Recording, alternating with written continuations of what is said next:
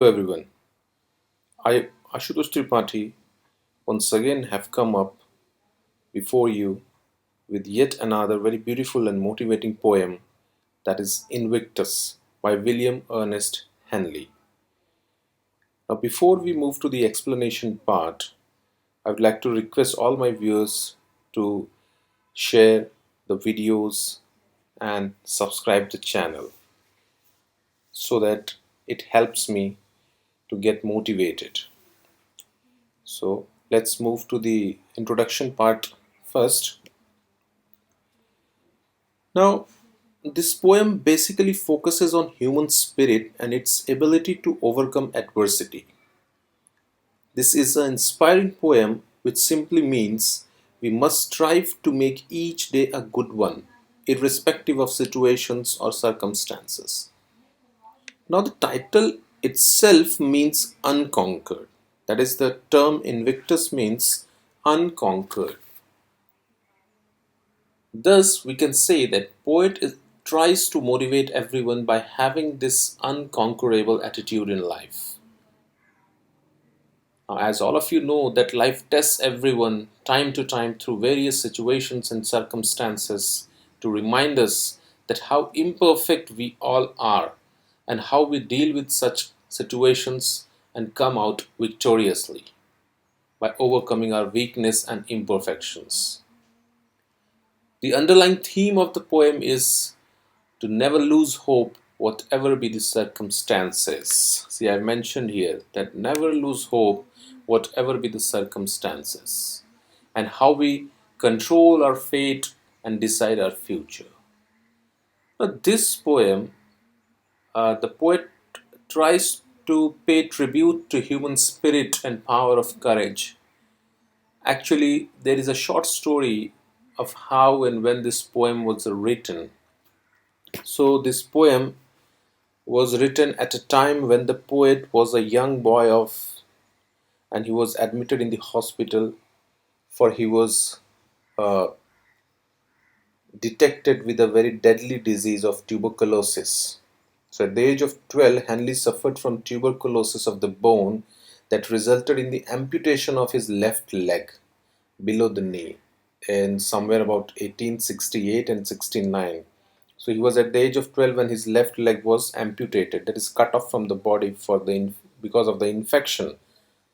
So the early years of Henley's life were punctuated by periods of extreme pain due to the draining of his tuberculosis abscesses. So because of this disease, his childhood uh, was filled with extreme pain and suffering, and he recalls those days and how he fought with the pain and the suffering. He has put his experience in the form of a poem before us. So let's begin with the first stanza. Out of the night that covers me, black as the pit from pole to pole, I thank whatever gods may be for my unconquerable soul. Now here the first line, out of the night that covers me. The imagery is very strong in the very first line, where night represents complete darkness, and thus night becomes symbol of hopelessness, a depressive medium, extreme sufferings, in which the poet's soul is lost and future is nowhere to be seen. So the very first line, it creates a very beautiful imagery that there is complete darkness in poet's life and future is nowhere to be seen. Now here darkness represents the problems, the difficult situations, the symbol of hopelessness. And this darkness is spread from pole to pole, that is black as the pit from pole to pole. The second line reinforces the first, and the black pit suggests the deep depression, the spiritual darkness, which is expanding from pole to pole, that is from one end to the another. It means covering the whole world. Now here the whole world means the world of the speaker. That is, his whole world is in complete darkness. But even then, I thank whatever gods may be for my unconquerable soul. Now in these lines, poet acknowledges that help was given somewhere, somehow, perhaps by God. In such extreme situations, he received the help, but from unknown source. That is nothing but from God. Here the poet does not name any specific God or creator, leaving it up to his readers to relate his words to their own personal experience. The poet acknowledges that personal courage often depends upon faith in Almighty. The speaker implies that their unconquerable soul is a gift from God. That is, the poet says that the unconquerable soul which he has, which gives him power to fight with extreme sufferings, difficulties, and problems of life, is actually a gift from God. In the fell clutch of circumstances, I have not winced nor cried aloud. Under the bludgeonings of chance, my head is bloody but unbowed. Now, the first and the second line. In the fell clutch of the circumstances, I have not winced nor cried aloud. Here in this line, the poet uses the phrase fell clutch. Now, here the fell clutch, which basically means cruel grasp or wicked trap. So sometimes in our life, we get trapped in difficult situations from which it is very difficult to come out. Like in the background picture, you can see that claws of the bird holding the log tightly. So similarly, in our life, sometimes the life holds us with various problems very tightly, and it becomes very difficult to come out of it. The speaker clearly states that despite being tightly held or surrounded by awful situations, that is, extreme adversity, extreme sufferings, he did not give in or showed the sign of weakness. So, despite all these problems, sufferings, and difficulties, the poet never gave in and he never showed sign of any weakness. Under the bludgeonings of chance, my head is bloody but unbowed. Now, here the third and the fourth line again reinforces the second line, and speaker suggests that despite being battered and wounded, the poet never pities himself, never bows his head, and the head is always held high. Poet once again pays tribute to all those who refuse to surrender to defeat despite extreme suffering. So, whatsoever suffering, whatsoever pain and problems the poet has faced in his life, but till date he remains unbowed. And he pays tribute to all those who refuse to surrender in such situations. Beyond this place of wrath and tears looms but the horror of the shade, and yet the menace of the years finds and shall find me unafraid. Now, in this stanza, the message which the poet gives us through is that he has a clear intention to survive against all odds. So the conclusion of this stanza is that we have to survive against all the odds of life. Whatever the life puts before us, we have to face it and survive. Now the speaker looks into the future, taking into account or considering the present sufferings with all the anger and pain associated with life on earth, and particularly in places such as hospitals. Now here he is relating to his days in the hospital when, as a young boy, when he was diagnosed with the deadly disease of tuberculosis and admitted in the hospital, he recalls all those days.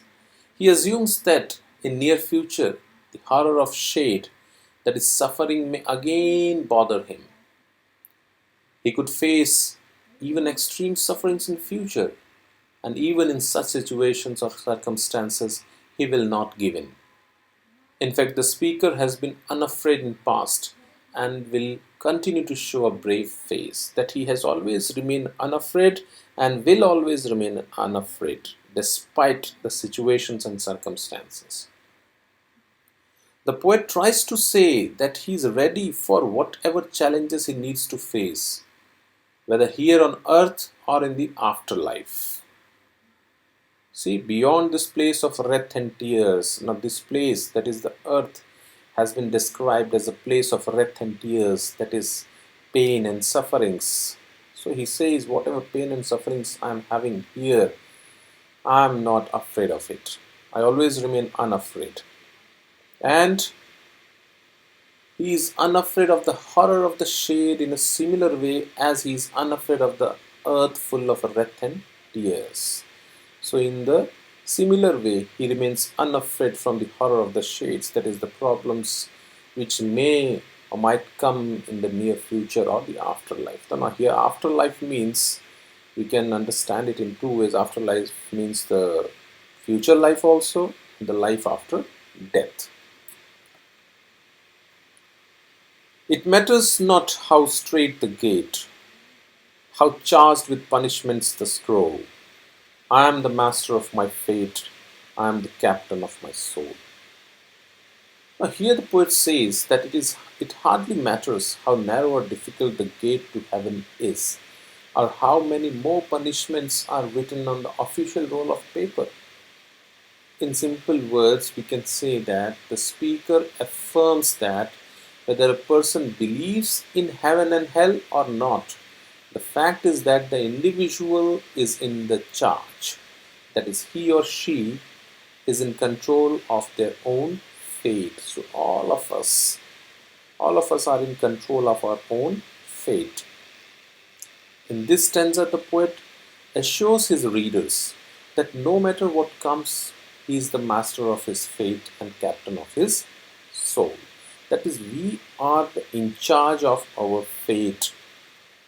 Whatever the life puts before us, whatever the life shows us, let it be any difficult situation or circumstances, it is we who are ultimately going to face it and deal with it. So we are the master of our fate and we are the captain of our soul. Instead of depending or relying on circumstances to define his destiny, he says and admits that he will be the one to decide his destiny. So actually here what he wishes to say that don't let the destiny decide, don't let the circumstances or situations decide your destiny. Never let difficult times or extreme sufferings decide your destiny, because it is we who will decide our destiny, right? Because we are the master of our fate, of our soul. That is what the poet is trying to say. So in this way we have completed this very beautiful and encouraging poem, and the message of the poem is very clear and universal.